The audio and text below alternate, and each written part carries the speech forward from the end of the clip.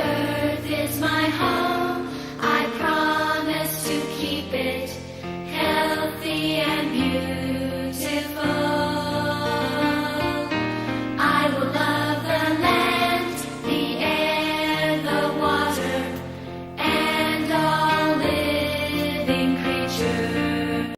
My name is Commissioner Frank Avila. I'm a commissioner at the Metropolitan Water Reclamation District of Greater Chicago. And I'm here at the Beyond Pesticide 2017 conference in Minneapolis, Minnesota. And I have with me Dr. Don Hubert. Dr. Don Hubert is a professor emeritus of plant pathology at Purdue University, retired now. Retired. He received his BS and MS degree from the University of Idaho, a PhD from Michigan State University, and is a graduate of the U.S. Army Command and General Staff College and Industrial College of the Armed Forces. He was a serial pathologist at the University of Idaho for 8 years before joining the Department of Botany and Plant Pathologist at Purdue University in 1971. His agricultural research has focused on the epidemiology and control of soil-borne plant pathogens, with emphasis on microecology, cultural and biological control, and psychology of host-parasite relationship. He is very well known throughout the world on his research, and he gave an excellent talk here at the conference. Thanks for being on our show. Oh, thank you. Thank you. You know, you gave a lot of research on GMO, on glyphosate, and what's going on in the world today in terms of what they're applying on our soil. And how are the people exposed to glyphosate and GMO? And is GMO good and is glyphosate is good or bad? Well, what we're seeing is that these are chronic toxins, chronic effects, so that they don't happen instantaneously. It takes 10 or 12 or 20 years, but we're seeing the deterioration of health in our soils, health of our crops, and the health of our animals, and of course of our people, and especially the health of our young people.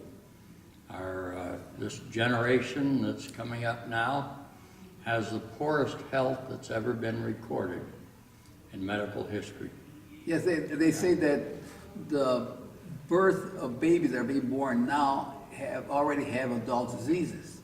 Correct. And is that the cause of what you're... And that's because of the allergenicity of the genetically engineered proteins and the high contamination, especially with glyphosate and similar types of products. Now, when you say glyphosate, that's an ingredient that they use...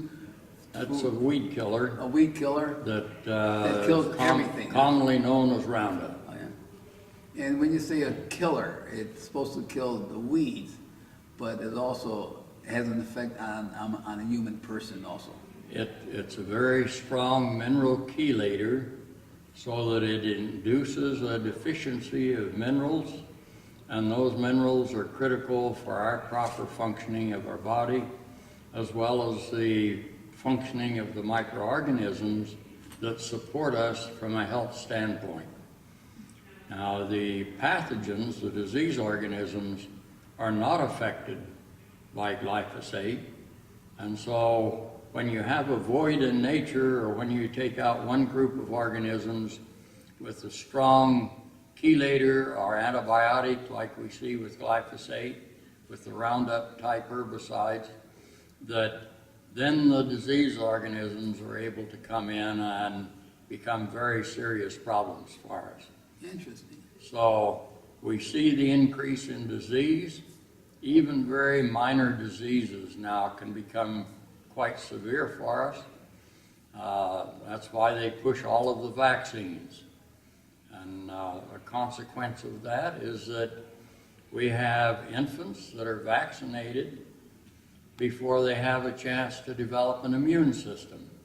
So we just challenge the system and really negatively affect its development through a lot of these chemicals and through our genetically engineered products that we're seeing in our diet and in our environment. So we're exposed to those materials because they're so extensively used, indiscriminately used in the environment. It's not just agriculture, but agriculture accounts for about 50% of the glyphosate usage, this herbicide, but parks and recreation and right-of-ways and others account for the other half. So we have an indiscriminate use and therefore almost a universal type of contamination and exposure to it. Now, this glyphosate, have they done any studies on when a female is conceptual, when they're having a baby going to be born, and is it more prevalent in the springtime, summer, or fall? Because they must use glyphosate a lot at a certain period of time in the year. So you see an increase of babies being born during those periods. Well, what we see is a dramatic increase about 12 to 18 months after the indiscriminate use. You will see the incidence of over 32 major diseases that will epidemiologically increase to very serious proportions, so that we have diseases like Alzheimer's, like autism, like Parkinson's, inflammatory bowel, celiac, Crohn's disease. All of those diseases become much more severe, and you'll see the increase in those starting about 12 to 18 months after the application of these materials. Now, for a baby, Yes, developing in the womb, yes. the first 3 months of exposure is the most critical, so that it's a very strong endocrine hormone disruptor. We have other pesticides that are also endocrine hormone disruptors. And when you add 2 or more pesticides together for their endocrine hormone disruption, that's the development. You have a 35,000 time increase in damage to the baby. Interesting. Now, on the hormones, do they, is it a synthetic hormone that they produce in the body, so when the receptacles open up, instead of getting the real hormones in the receptacles, they get a synthetic hormones in the receptacles? Is that what's causing it in the body? Yes, some of them have that synthetic effect. Glyphosate, for instance, is a synthetic amino acid. Yeah. So as Dr. Anthony Samsell is demonstrating now, and the research there at MIT, Yes.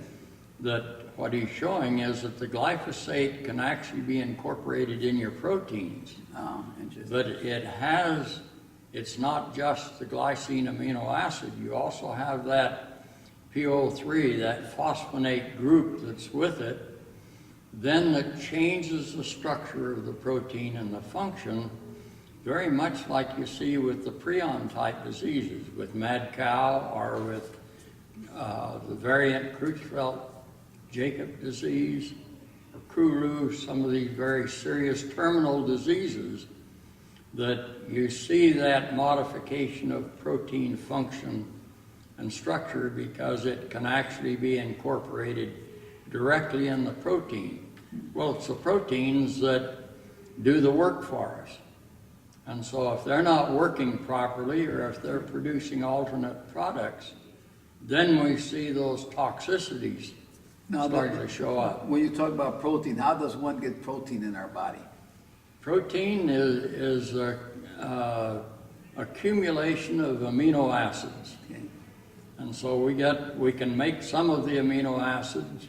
Certain of the amino acids we're dependent on outside sources. And then what are these outside sources? Outside sources especially would be our gut microbiome, our gut microorganisms. Yes.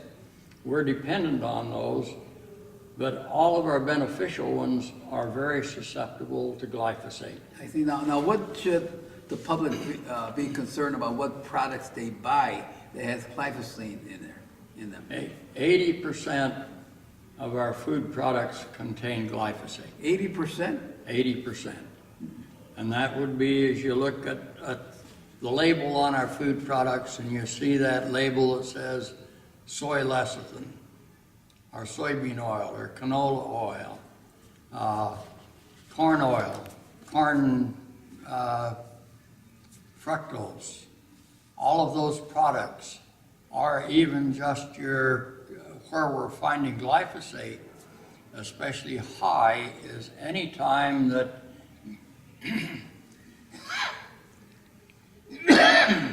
excuse me, any time that they use glyphosate as a ripener in the harvest process. Yes. And so it doesn't have to be GMO.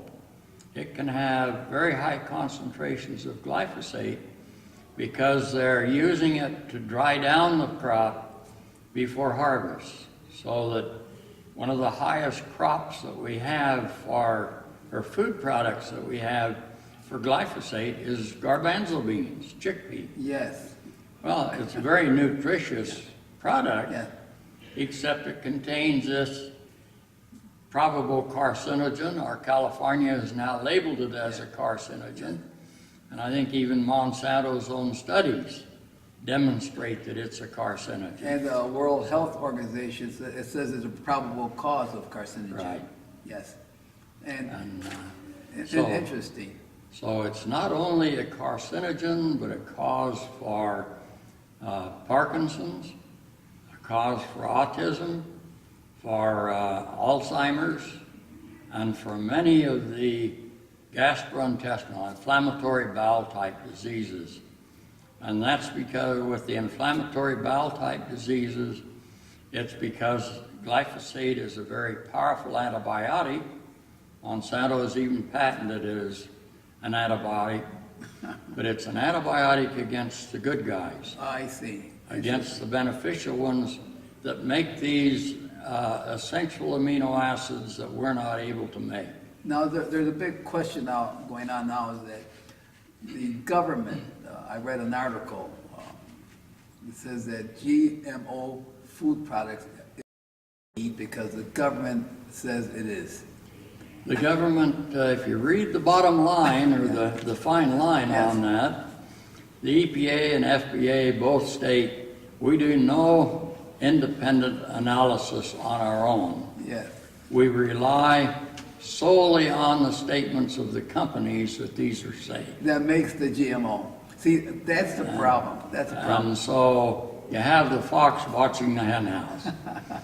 So their interest is in selling, Yes. and when one of the companies that manufactures the product, the glyphosate, was asked about the safety, they said, well, that's the responsibility of the FDA or the EPA, and then the EPA and FDA both state, well, we don't do any testing, we just take the word of the company.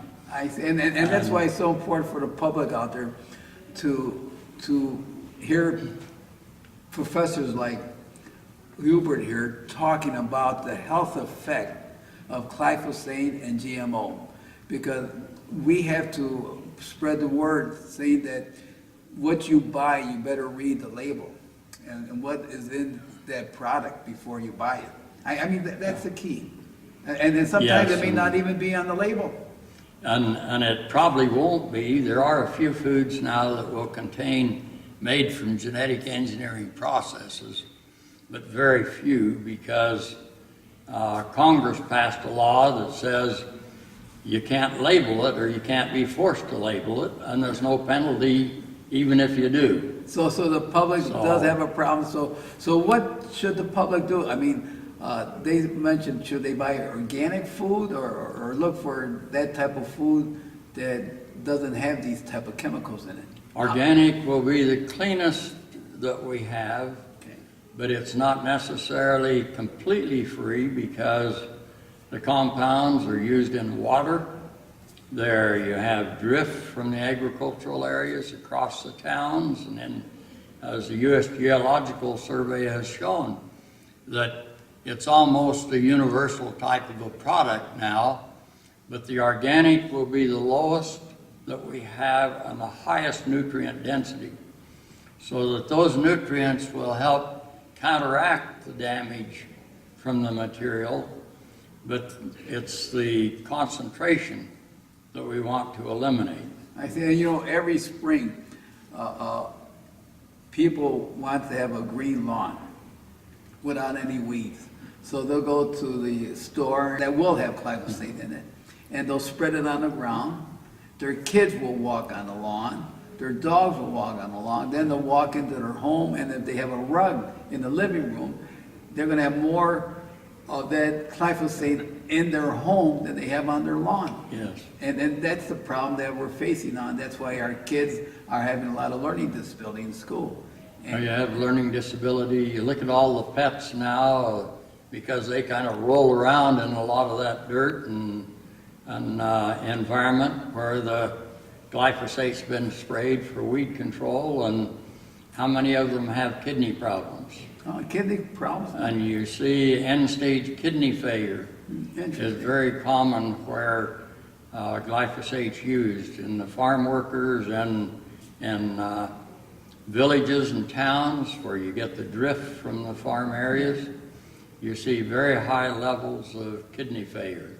Interesting. Now, you mentioned the water. Is that from the runoff? If they were to spray the cover first and then it rains and the runoff will go into the waterways?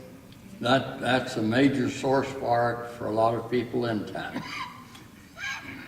And not only on the rural area, in the urban area, if they spread the glyphosate on their lawns, it rains and the runoff will go into the sewer system. Correct. It's a big problem everywhere.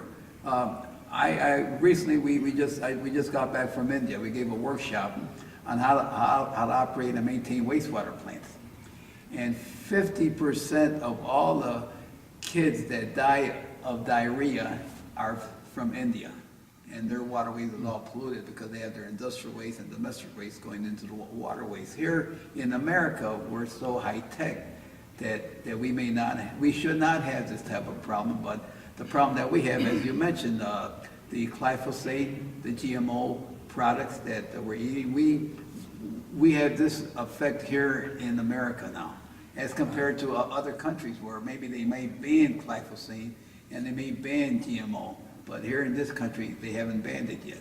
Right. Is that true? That's true, and you have to realize that when that glyphosate's applied to the soil, you have 15 to 20% of it that actually goes into the air. 50 to 20%? So that you may say, well, I've got it all down here and it's not going to go anywhere, or poof and it's gone, they used to say. Yeah. Well, it can be there for as long as 20 years. 20 years. So it's a very difficult compound to degrade under most environments. Now, so what are some of the alternatives for the public to use? We've only been using glyphosate since 1974. So we had products before that. We've only been using chemical agriculture and controls since World War II. So we have all of those techniques that we had before. Yes. In agriculture, we have crop rotation, we had limited tillage, Yes. and just good nutrition so that your plant is more competitive with the weeds.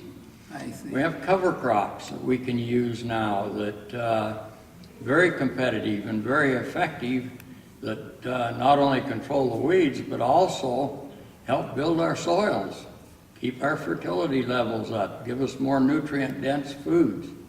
So there are alternatives that are readily available. Some of them aren't quite as easy or quite as simple as just going out and being able to squirt a chemical and forgetting about it.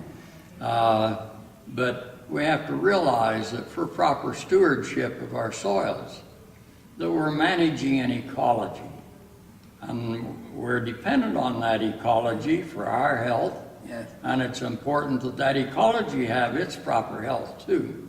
And soil is important because as a person, the good Lord made us, our body, 67% of water. So we need water to live. Yeah. We need water to eat. We need air to breathe, to live. So everything comes together. And you mentioned that these chemicals came about after World War II. Was it because during the war they were using chemical warfare? Then after the war ended, these chemicals came to the United States and they had abundance of chemicals, and they said, how can we use this here? And so they made it under personal products type of items. The chemistry, the knowledge of the chemistry, how to make them, came about as a result of the war effort. Yes. And so that made them available, and then the raw materials were readily available so that you try and find a use for them. And with the organic phosphates especially, those were war gases, the nerve gases and those materials that were very toxic there. And so by just changing the structure a little bit, we knew that they would also kill insects. And so we had some very powerful insecticides, but they're really powerful toxins for each of us too. Yes. And of course that chemistry has just continued to develop, and we got in the habit of looking for silver bullets. Yes. We looked for the simple approach, and if you have a chemical that's going to take care of all your weeds, like glyphosate, then you don't have to worry about tillage or getting out there at a specific time of year or during the crop, before the crop's planted, with the GMOs that are tolerant of the herbicides. You can put it out anytime. Take a week's vacation and not worry about how big the weeds get. And the GMO, when we mentioned is the seed for the GMO, do they have the herbicides or the pesticides in the seed? If it's a BT, an insecticide producing plant, Yes. then it's in every cell of the plant. Every cell of the plant. Interesting. If it's an herbicide tolerant one, Yeah. it has an alternative pathway, metabolic pathway, so that it can tolerate that herbicide. It isn't killed by it. Everything else would be killed. But the downside of that is that then that plant starts accumulating that herbicide because we're putting it directly on our food. And that's what we're eating. And 80% is going to stay in that plant as long as the plant in existence. And so when we buy that plant food and we eat it, we're putting it into our body. And then when it comes into our body, it affects all the microorganisms in our body also. Right. It affects the microorganisms, changes your function, Yes. your ability to produce those aromatic amino acids or to absorb your nutrients. But it's also very toxic for bees and for many other organisms that are also dependent on those organisms in their stomach or in their digestive system. So we change the entire environment with this abuse of the chemicals. And that started recently because I don't know, was it your talk or another person talked that they said that before World War II, we used to farm organically. That's right. And now the word organically they're using now, people think it's a new type of way of farming. When 30 years ago, 40 years ago, that's the way they used to farm organically all for the last 200, 300, 400, 500 years. And only in this short period of time, that word organically got lost, and now we're finding it back, and they say, well, it's a new type of farming. And that's why it's going to be hard to change from doing the way we farm now to organic because it'll be cost prohibitive maybe. And maybe do we have to educate the people, the public, or? The biggest thing is probably education, because we've had 2 generations now that have been looking at silver bullets. Yes, yes. And so they just have this box for this problem, and this box for this problem, and this box, rather than saying, well, if you marry the system and really honor the system that we have, you don't need all these boxes, because it becomes that works together. You know, in this weekend's paper, they had an article on the amount of money, amount of grants that the research people are having to find a cure for every kind of diseases out there, where maybe they should have the grants on prevention and explaining what causes the disease and to avoid these type of disease and finding a cure for it. And just prevention, just trying to eliminate the disease. In fact, it's interesting that you bring that up.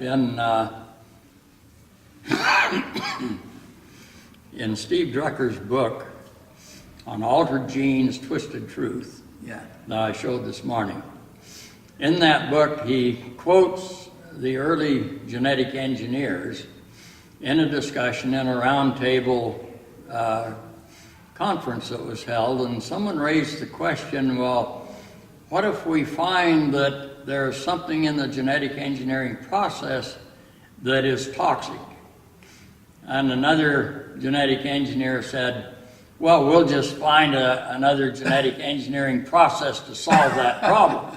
Yeah. So it's self-perpetuating type of a philosophy, like you see with the pharmaceutical industry. The more you have a drug that controls this problem, but it has side effects, so you have a drug to solve the side effects. Yeah, that's interesting, because on the pharmaceutical side, they say if you take this prescription, the side effect will be this side effect. So everyone that has a prescription does have some kind of side effect. Now, I'm with the Metropolitan Water Reclamation District of Greater Chicago. Every time I go out and give a speech, they say, how could you remove the pharmaceuticals from the water? And I tell them, you know, the only way I could think of removing it is by staying healthy. I said, that's the only way. So do you know of any other way how we could stay healthy? There are some processing facilities that are able to remove a lot of the pesticides. The one that's the most difficult is glyphosate. And that's the one that's the most common in our dietary risk aspects. I see. That one, the only one that I know of that will remove it is the Personova system. I see. That's manufactured in Chicago. Now, so if a person does have, if they test their urine and see their chemical makeup of their body and find that they do have these toxic chemicals in them, so one can change their lifestyle and their eating habits and maybe try and remove most of these from their body? Is there such a thing? Yes. First thing would be, if you find that you have significant levels, and by significant levels, that would be in the parts per billion level. Parts per billion. Billion? Oh my, see, so that they're saying that it's only a small amount that you have, so it won't have an effect on you. But yet, research shows that if it's a small part per billion, it will have an effect on you. 1/10 of a part per billion in the serial lineage study showed that it caused cancer. Cause cancer. And Unbelievable. that cancer, rather than showing up in what would be in the rats in an equivalent of 70 or 80 years of age, was showing up at 14 to 20 years of age in 4 months. So that you see the onset of the diseases much earlier, and you see the severity much more intense. Now, just when we eat genetically engineered food, we're also eating those new genes that have been put in there. We're absorbing them. It's been shown that those genes can be picked up by our own microorganisms during the digestion process, but they can also be passed on then to a child that's developing in the womb. Interesting. So that in Sherbrooke Township, Quebec, Yes. 93% of the women that were tested had the BT gene in their own blood system. 70% of them passed that BT on into the developing child in the womb. And what health effect did they have on that child? No one has followed that up. No? Interesting. But it's a very powerful pesticide that's produced. The way it kills the insect is to crystallize in the intestine, and then it punctures it. So you look at the number of people that we have with leaky gut, yes. with inflammatory bowel type diseases, and that's a result of both taking out the good organisms that would protect us, but also that inflammatory relationship that occurs from the allergy responses. No, in life now, when someone's being born and they want to have their family, their kids stay healthy, what would you recommend to the public out there? How to protect the health and welfare of their family and maybe the public? Do you have any suggestions? A good balanced nutrition is critical. Hippocrates' statement that let your food be your medicine is just as important for us today as it was when he first issued that centuries ago. So that the best system to do that would be with organic food. It's going to have the least toxins in it, the least exposure to the chemicals. It's not going to be genetically engineered, and it'll be the most nutrient dense. Now, the alternatives to that would be if you could grow your own. During World War II, we really emphasized growing your own home garden. You've got a tremendous resource through that water treatment plant and those biosolids that where you separate the industrial waste and don't let them go into your treatment plant. Yes. You have a very high nutritional base for crops. Yes. And you have an opportunity to increase that nutrient density in our food and in our feed products for our animals. But grass-fed beef, for instance, or free-range chickens. Chickens are another animal that you can grow in a backyard. So there are a lot of alternatives that we have. It takes a little bit of effort, but mostly a desire and a little education. And you find a lot of these things become fun habits. Now, was it your slide that showed that under the flu epidemic with the chickens, the organic chicken was not affected by the flu, and your farm, your open land chicken wasn't affected also? Right. But your GMO or your Cage chickens. the cage chickens were affected by the flu epidemics, and what about how many chickens died? 46 million. 46 million chickens died, and how many of the organic chickens? Zero. Zero, and how many of the free? Zero of the free range. And that's because they were GMO cage chickens. So it shows They're that. being fed the GMO feeds. Okay. And that flu virus is probably a very weak virus. Yes. But one of the things in the GMO is that you have the virulence gene for viruses. That gene can be very promiscuous. In other words, it can be picked up by our body, so that then any exposure we have to a weak virus could be made much more virulent. And so that's why they push all these flu shots and everything else, because our immune system has already been compromised. I see. So we should avoid GMO, because even though some people say that the government approves GMO, which they do have a label saying, what's that saying on the bottom? They say again? Well, it may state made through genetic engineering. I've seen that one. Or may contain genetic engineered ingredients. I see, and the reason why GMO, because they have in the GMO seed already the pesticides in there, and it's all, GMO is made through other type of genes there. That's right. And which those genes may affect the human body. And those genes can be very promiscuous. I They see. can move, they're not stable. They're not stable. And also on this glyphosate, the World Health Organization says it's a probable cause of cancer. Correct. And I think they, in the court this week in the Netherlands, in The Hague, they came out with some type of statement saying that. Right, on the Monsanto Tribunal. Yes, Came out again, both on the health aspects, health to the soil, health to our animals and to us, yes. but also then on general ecocide. Interesting. Its general effect on the ecology that we rely on for our own sustainability, our own happiness, and our own life are dependent on this system. Nice. And we're compromising the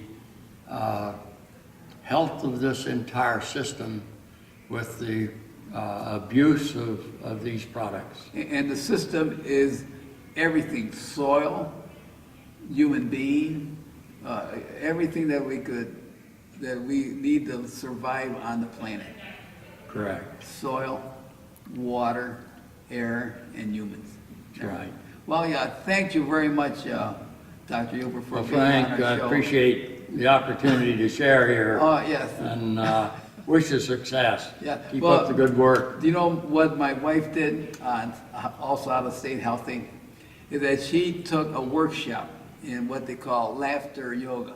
Now, it doesn't have anything to do with yoga, but just laugh, just to relieve your stress. And because they said that laughing, now this is not eating food or GMO products or organic food, this is just laughing, is that when you laugh, your endorphins comes into play, your whole body is starting to become healthy.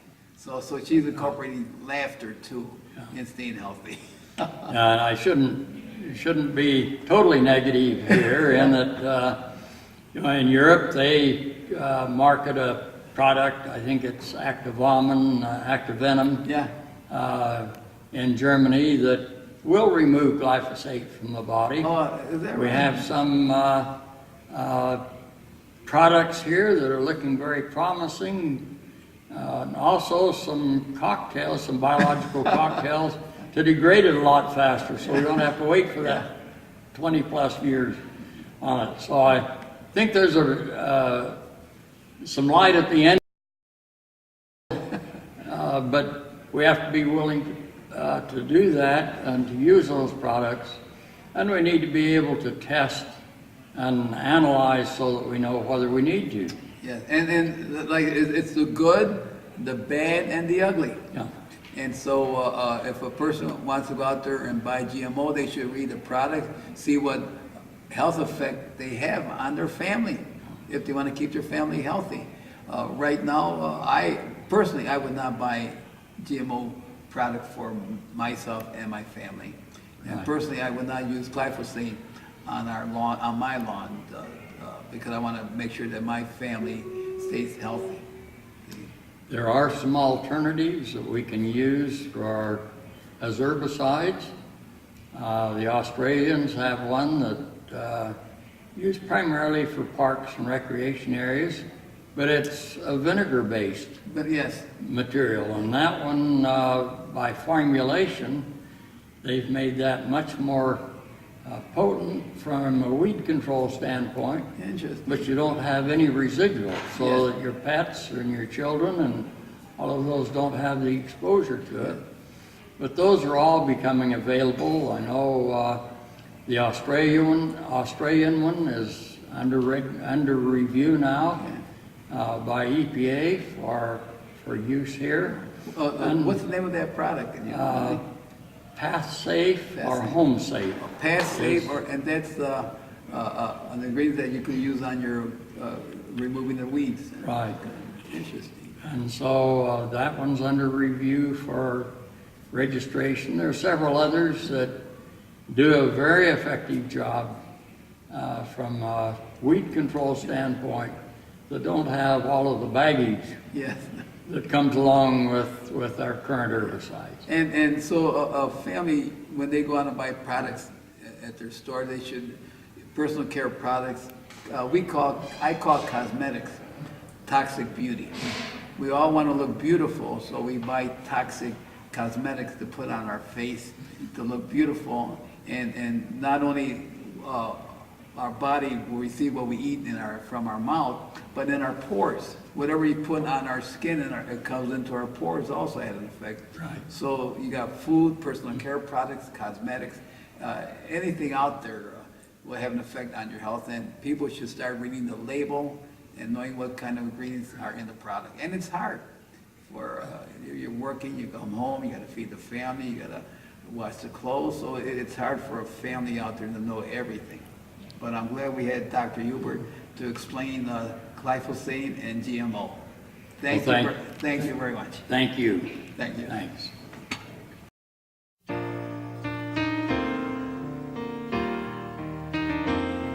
The earth